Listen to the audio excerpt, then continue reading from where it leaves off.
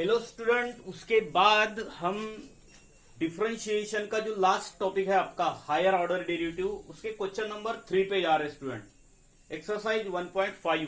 ठीक है, तो कल हमने दो प्रॉब्लम्स लिए थे, दो क्वेश्चंस लिए थे। उसके बाद हम क्वेश्चन नंबर 3 के एग्जांपल नंबर 1 यहाँ पे इस पर लिखा हुआ है कि अगर x का वैल्यू और y का वैल्यू हमें दिया है तो ये शो करो।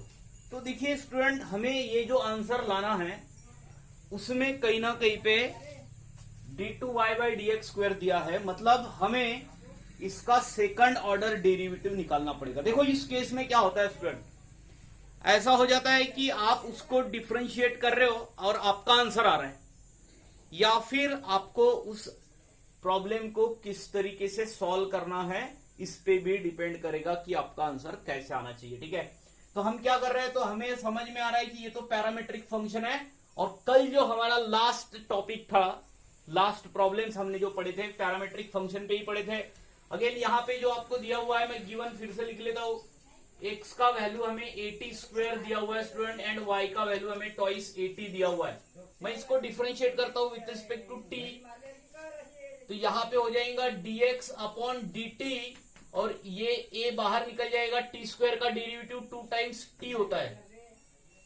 अगेन यहाँ पे आ गया dy/dt, और यहाँ पे ट्वाइस a हो गया, t का डेरिवेटिव 1 होता है। तो यहाँ पे आने के बाद मुझे ये 80 यहाँ पे मैं ऐसे लिख ला, और ये अब हमें dy/dx निकालना है स्टूडेंट। तो dy/dx होता है dy/dt/dx/dt, ऐसा होता है। तो मैंने यहाँ पे वैल्यू रख देना है अभी, तो यहाँ पे रख दिए कितना dy/dt कितना आया हुआ है, तो ट्वाइस a है, और dx/dt कितना हुआ है, तो ये है 2 टाइम्स 80, और हमारा जो फाइनल आंसर आ रहा है 1/t आ रहा है स्टूडेंट dy/dx का आंसर। तो ये हो गया आपका फर्स्ट ऑर्डर डेरिवेटिव। तो हमने फर्स्ट ऑर्डर डेरिवेटिव निकाले, अब हम सेकंड ऑर्डर डेरिवेटिव पे जा रहे हैं, क्योंकि हमें जो प्रूव करना है उसमें आपको सेकंड ऑर्डर डेरिवेटिव दिख रहा है स्टूडेंट। ठीक है, तो मैं यहाँ पे आ जाता हूँ और यहाँ पे सेकंड ऑर्डर डेरिवेटिव निकालने की बात करता हूँ। तो देखो, जब हमने ये प्रॉब्लम्स पढ़े ना स्टूडेंट, इसमें हमने क्लियरली आपको बता दिया था कि ये जो है, अगर आपको d2y/dx² निकालना है तो इसको डिफरेंशिएट करना पड़ेगा विथ रिस्पेक्ट टू x।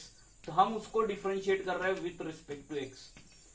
पर मैंने, अगर आप बराबर प्रॉब्लम को देख रहे होंगे, तो इसको जब डिफरेंशिएट करेंगे तो ये बनेगा d2y/dx², और इसका डेरिवेटिव निकालना है हमें विथ रिस्पेक्ट टू x। पर ये तो नहीं होता ना ऐसे, 1/t का derivative with respect to x थोड़ी ना होगा। तो हम 1/t का derivative with respect to t निकालने के लिए यहाँ पे इस तरीके का अरेंजमेंट बना रहे हैं, 1/t dt/dx, और इसका जो आंसर है स्टूडेंट ये आ रहा है -1/t²। और dt/dx का जो वैल्यू है, dt/dx का वैल्यू जो है, ये जो है इसका रेसिप्रोकल ले लेना, तो 1/2 टाइम्स 80। ठीक है, तो यहां पे आ जाते हैं, और ये बनेगा -2 टाइम्स 80³, ये बना। अब जो हमें आंसर चाहिए उसमें कहीं ना कहीं पे xy मतलब ये x का वैल्यू, ये y का वैल्यू, मतलब हमें ये जो आंसर आया हुआ है उस आंसर को इस तरीके से मॉडिफाइड करना पड़ेगा कि उसमें x एंड y के वैल्यू वापस आए। तो देखिए यहाँ पे t का क्यूब है, और x में t² है, y में t है, मतलब कहीं ना कहीं पे यहाँ पे एक t और t² को बाहर हटा देना। 2a है, तो देखो 2a भी है, और एक a नहीं है, तो एक a हम यहाँ पे लेने वाले हैं। तो हम क्या कर रहे हैं, यहाँ पे आ जाते हैं। मैं यहाँ पे इस d2y/dx² को ऐसा लिख लेता हूं स्टूडेंट। ऊपर मैंने a लिखा, नीचे 2 टाइम्स a² t³ हुआ। क्या हुआ समझा क्या? ऊपर एक a लिया, नीचे एक a लिया, इसलिए लिया क्योंकि मुझे लग रहा है कि यहाँ पे अगर हमें x एंड y बनाना है तो कहीं ना कहीं पे a² की जरूरत है, 2a की जरूरत है। ठीक है, वो 2a मतलब ऐसा नहीं कि a+a वाला, ये a² वाला। ठीक है, तो a इंटू a वाला a² की जरूरत थी। तो मैं यहां से -a, और ये xy को बना रहा हूं मैं, x मतलब कौन, at²। ठीक है, अब देखिए 80² बन गया। अब ट्वाइस 80 लिख रहा हूं मैं, 2 times a and t, twice 80। देखो, तो ये जो लिखा हुआ है इस पे कोई असर भी नहीं होना चाहिए, और आपका जो लिखा हुआ है ऊपर वही लिखा हुआ होना चाहिए, एक्स वाई भी बननी चाहिए। तो देखो हमने यहाँ पे किसको बनाया, एक्स को बनाया, ये किसको बनाया हमने, वाई को बनाया। और ये जो है D two Y upon D x square is equals to minus of A, यहां पे आ गया। और यहां पे ये 80 स्क्वायर मतलब एक्स का वैल्यू हो गया और ये वाई का वैल्यू हो गया। मैं इसको इस तरफ लेके आता हूं, X Y D two Y upon D x square is equals to minus A, और ये इस तरफ आ गया स्टूडेंट्स, तो ये बन जाता है प्लस, और ये मिलता है आपको फाइनल आंसर। तो ये हो गया आपका एग्जाम्पल नंबर 1 क्वेश्चन नंबर 3 का। उसके बाद अगले प्रॉब्लम पे जाते हैं स्टूडेंट। तो क्वेश्चन नंबर 3 का ये यहाँ पे एग्जाम्पल नंबर 3 हम यहाँ पे कर रहे हैं। अगेन ये पैरामीट्रिक फंक्शन का प्रॉब्लम है और हमें ये आंसर लाना है स्टूडेंट। ठीक है, देखिए क्या होता है स्टूडेंट, यहाँ पे ये जो हमें दिया हुआ है, यहाँ पे x का value cos t and y का वैल्यू e का पावर m t। यहां पे हम इसको डिफरेंशिएट कर देते हैं dx अपॉन dt, तो आपको पता है ये माइनस साइन t होता है करके। dy बाई dx ये होता है e का power m t into m। ठीक है, तो ये हो गया इसका डेरिवेटिव, दोनों फंक्शंस का सेपरेट डेरिवेटिव किया हमने। तो हमें dy बाई dx निकालना है, और अगेन आपको पता है कि कहीं ना कहीं पे सेकंड ऑर्डर डेरिवेटिव है, तो हमें उसको दूसरी बार भी डिफरेंशिएट करना पड़ेगा। ठीक है, तो यहां पे आ जाते हैं और हम इसको सॉल्व कर रहे हैं। अब देखो ये होगा dy by dx is equals to होता है dy by dt upon dx upon dt। तो dy बाई dt क्या है, dy बाई dt, तो अगेन यहाँ पे इसको with respect to t differentiate करना था। तो dy बाई dt क्या होता है स्टूडेंट, dy बाई dt होता है e का power m t into m, और यहाँ पे आ जाता है dx बाई dt होता है माइनस साइन t। अब क्या करना है, अब ये जो प्रॉब्लम हमारे पास लिखा हुआ है, कहीं ना कहीं पे स्टूडेंट आपको देखो यहाँ पे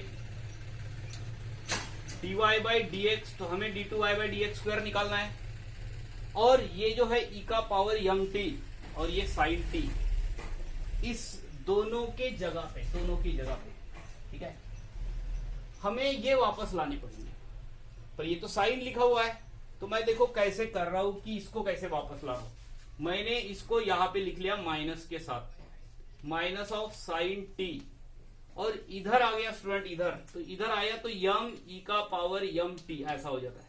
तो क्या करेंगे स्टूडेंट, यहाँ पे हमें कहीं ना कहीं पे, यहाँ पे ये तो हमें वैल्यू दिया है, ये y का वैल्यू है, हम यहाँ पे y रख सकते हैं।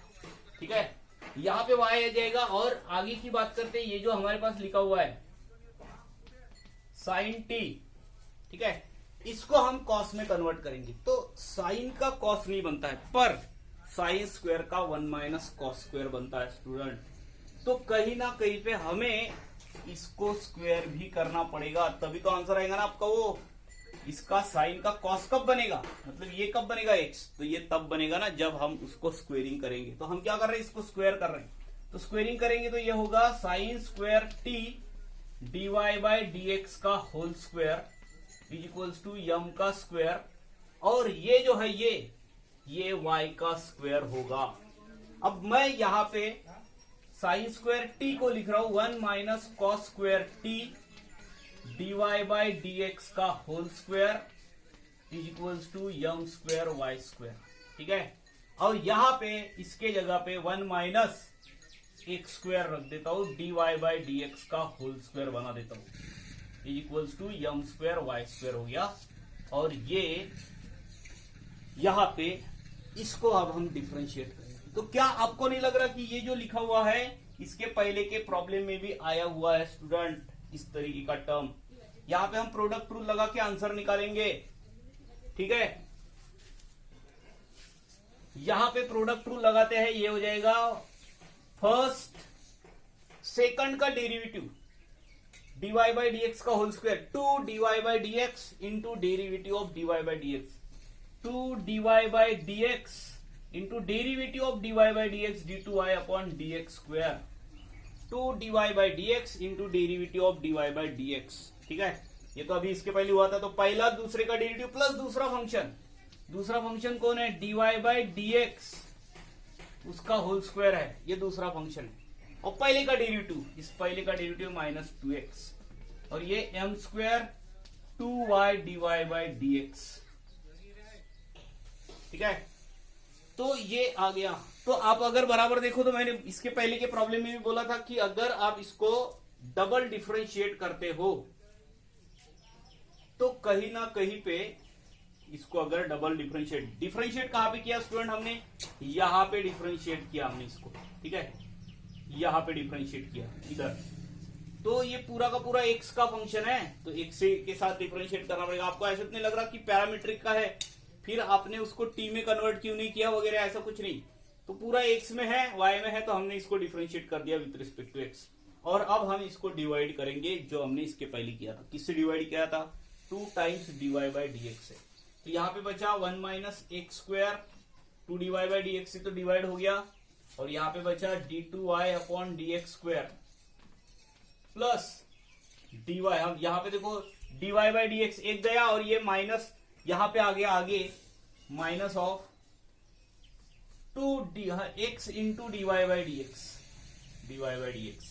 और दिस इज इक्वल्स टू ये यम स्क्वायर और 2y इंटू dy/dx। तो यहां पे कहीं ना कहीं पे ये यम स्क्वायर बचा रहा और ये y और ये इस तरफ आ गया स्टूडेंट, तो 1 minus x square d2y/dx square minus of x into dy/dx minus Yama square y। ये आपका रहा फाइनल आंसर। ठीक है, तो ये फाइनल आंसर रहा स्टूडेंट। हाँ, उसके बाद क्वेश्चन नंबर 3 के एग्जांपल नंबर 4 पे आ जाते हैं स्टूडेंट, और हमें दिया हुआ है एकदम सिंपल प्रॉब्लम है y equals to X plus 10x। ठीक है स्टूडेंट, 2 बार डिफरेंशिएट कर दिया और थोड़ा सा नॉलेज आपको बाकी ट्रिग्नोमेट्रिक फंक्शंस के फार्मूले आपको पता होना चाहिए, आपका आंसर आ जाता है स्टूडेंट। देखो क्या करना है, हमें यहाँ पे दिया हुआ है ये डिफरेंशिएट कर दिया, तो dy/dx का जो वैल्यू है 1 प्लस सेक स्क्वायर एक्स मिला स्टूडेंट। ठीक है, अब हम इसको फिर से डिफरेंशिएट कर देते हैं। ठीक है, तो आपको ऐसा नहीं लगना चाहिए कि कॉस इधर आया हुआ है तो क्या होगा, आंसर मिलता है स्टूडेंट। देखो क्या करेंगे, यहां से एक वैल्यू निकालने की जरूरत है हमें, एक निकाल के रख देंगे यहाँ पे। मैं यहाँ पे y माइनस एक्स का वैल्यू 10x बना के रख देता हूँ ये। ठीक है, अब इसका डेरिवेटिव निकालता हूं, again differentiating with respect to x d2y/dx square, तो सेक स्क्वायर एक्स का होगा 2 sec X derivative of sec X. Sec X का डेरिवेटिव होता है सेक एक्स इंटू 10x। ठीक है, तो ये बना 2 सेक स्क्वायर एक्स और 10x, यहां पे मैं लिख लेता हूं 10x। क्या 10x मतलब y माइनस एक्स नहीं है, तो मैं उस 10x के जगह पे y माइनस एक्स रखूंगा और यहां पे इसको नीचे लेके जाऊंगा। तो जैसे ही नीचे आया तो आपको पता है कि कॉस रहा 1/सेक होता है, सेक रहा तो 1/कॉस होता है, और सेक स्क्वायर एक्स है इसलिए 1/कॉस स्क्वायर एक्स होगा। यहां पे कॉस स्क्वायर एक्स आएगा और ये जो है tan का वैल्यू यहाँ पे y माइनस एक्स बन रहा है। ठीक है, तो ये हो रहा है d2y/dx स्क्वायर। ये कॉस स्क्वायर एक्स इस तरफ लेके जाइए, आपको फाइनल आंसर मिलता है।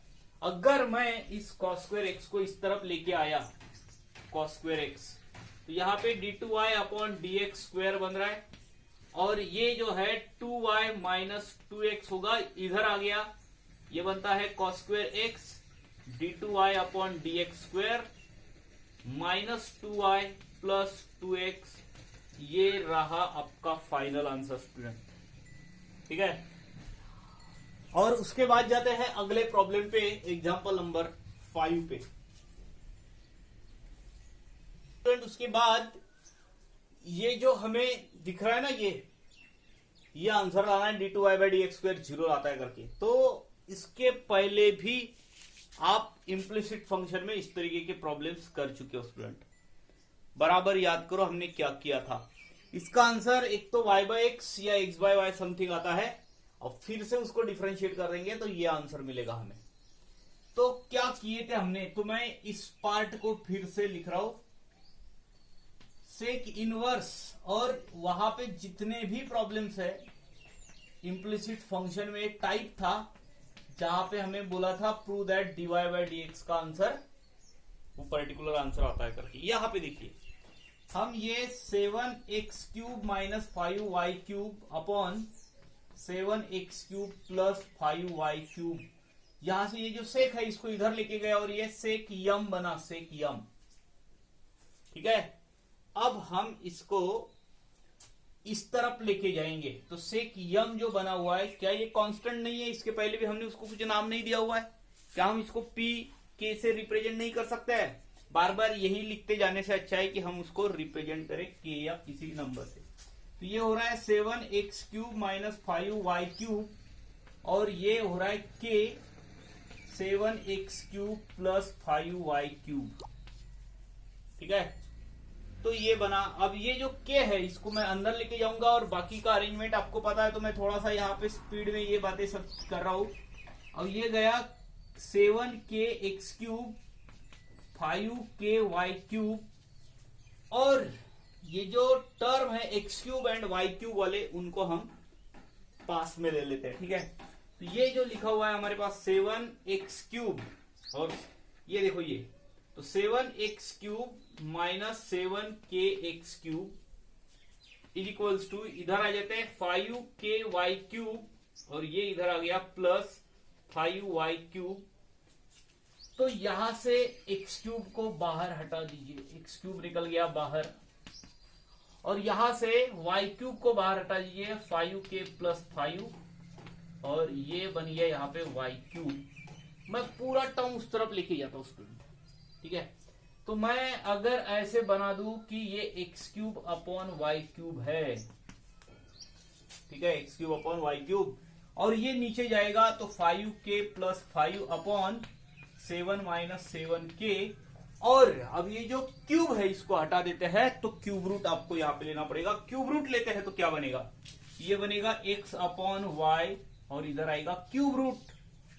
एक तो पावर में 1/3 लिखो या फिर लिखो ऐसा, तो ये 5k plus 5 upon 7 minus 7k और आपको पता है कि ये पूरा कांस्टेंट है, उसका डेरिवेटिव 0 हो जाएगा। ठीक है, तो डेरिवेटिव निकालते हैं अब इस पूरे टर्म का। अभी तक हमने डेरिवेटिव जैसी कोई चीज की नहीं है, हमें तो 2 बार डिफरेंशिएट करना है पर हमने अभी तक एक भी डेरिवेटिव नहीं निकाला है। ठीक है, अब हम फर्स्ट टाइम डेरिवेटिव करते हैं, उसका फर्स्ट ऑर्डर डेरिवेटिव करते हैं, तो हम इसको डिफरेंशिएट कर देते हैं student. Differentiate with respect to X, तो क्या मिलेगा? First denominator derivative of numerator 1 minus numerator मतलब और डेरिवेटिव ऑफ डिनोमिनेटर मतलब dy/dx अपॉन डिनोमिनेटर का होल स्क्वायर मतलब y² इज इक्वल्स टू ये 0। ये इसको इस तरफ लेके जाता हूं तो यहाँ पे y minus X into dy/dx is equals to 0 बन रहा है और ये इधर गया तो dy/dx का जो आंसर है हमारा, ठीक है, ये इधर गया dy/dx का आंसर ही तो हमारा यहां पे कांस्टेंट का डेरिवेटिव 0, ये इधर जाएगा स्टूडेंट तो माइनस एक्स माइनस वाई और dy/dx का आंसर जो है हमारा वो आ रहा है y/x।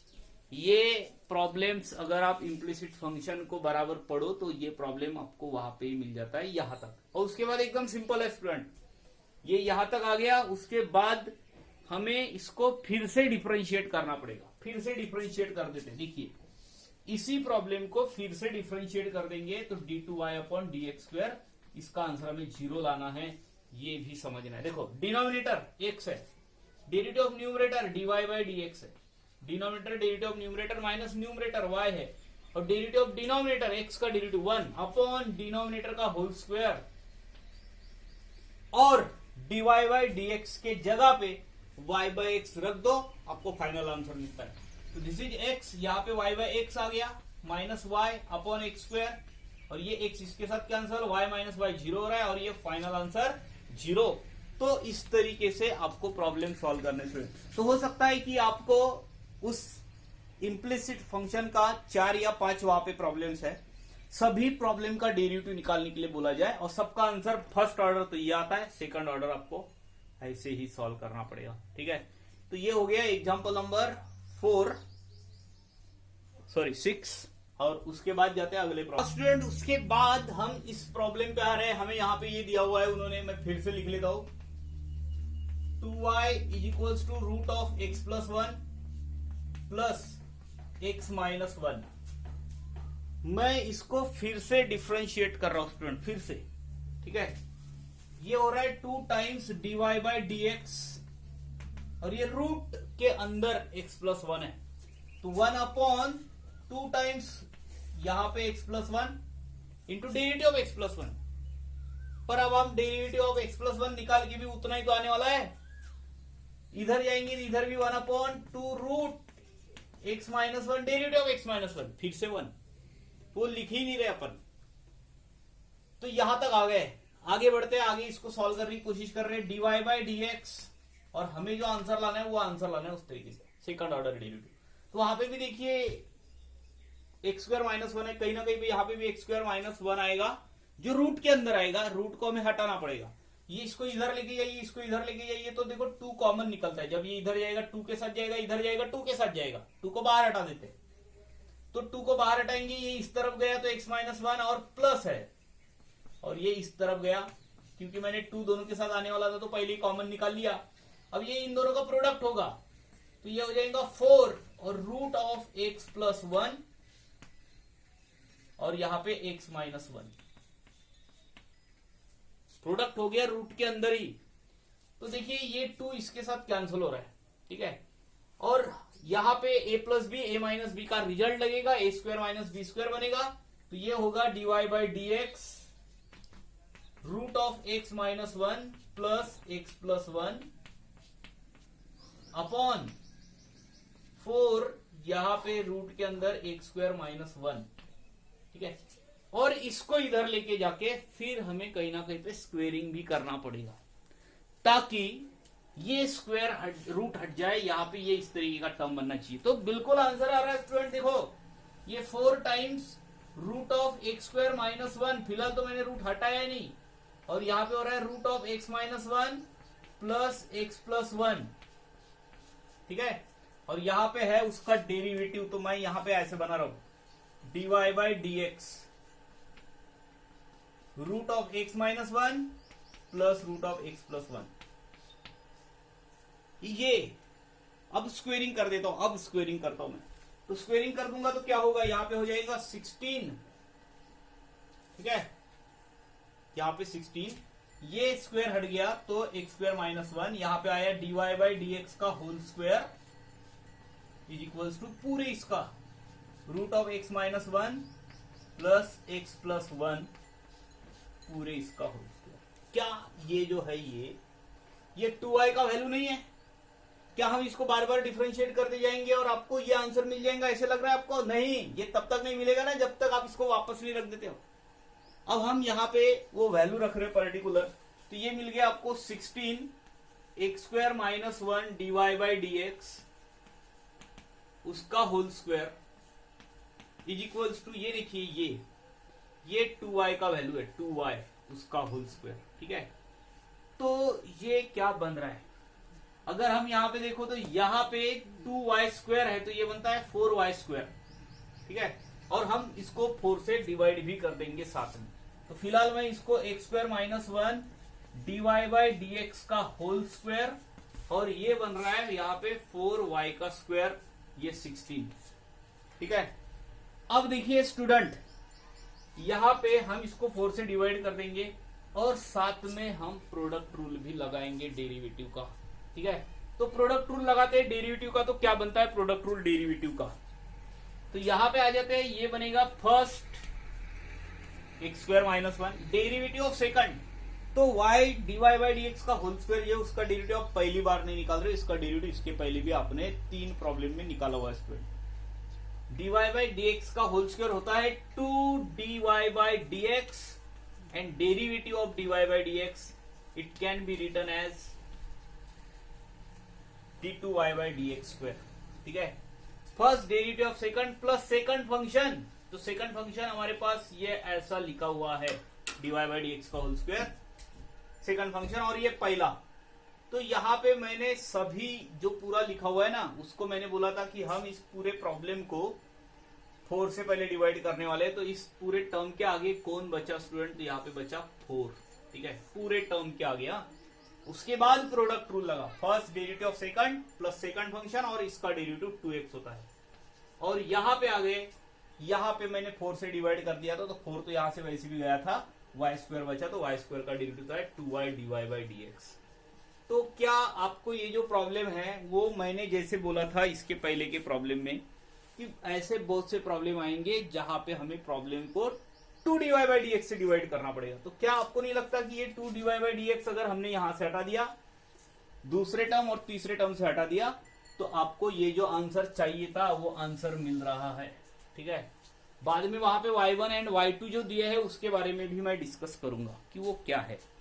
यहाँ पे आ गया, यहाँ पे आने के बाद मुझे दिख रहा है यहाँ पे 4x² माइनस 1, ये 2dy/dx, तो d2y/dx² निकल गया यहां से। और इधर आया 2dy/dx, एक गया तो एक बचा रहा यहाँ पे, और 4 भी गया साथ में, तो 4, ठीक है। तो जब हमने इसको, तो यहाँ पे आ गया, देखो अभी 2dy/2 गया और एक dy/dx गया, 4 यहाँ पे आया, 4 एक dy/dx बचा रहा और एक x भी तो बचा रहा, तो 4x लिख लेता हूं मैं। और यहां से तो ये यहाँ पे बचा रहा बस y, सिंपली y, ठीक है। तो ये जो dy/dx का स्क्वायर है एंड dy/dx है, देखो स्टूडेंट, ये जो y1 है, y1 का मतलब होता है फर्स्ट ऑर्डर डेरिवेटिव, y2 का मतलब होता है सेकंड ऑर्डर डेरिवेटिव। उसी तरीके से हम उस मतलब वहां पे y रहा तो y डैश से भी रिप्रेजेंट करता है फर्स्ट ऑर्डर, डबल डैश दे तो सेकंड ऑर्डर।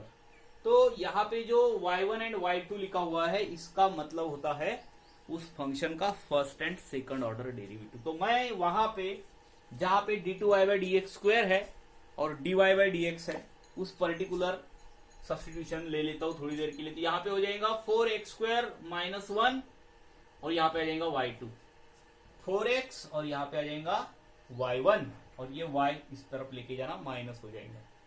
और ये रहा आपका final answer student, example number 7 का। आगे बढ़ते हैं, अगले प्रॉब्लम पे जाते हैं।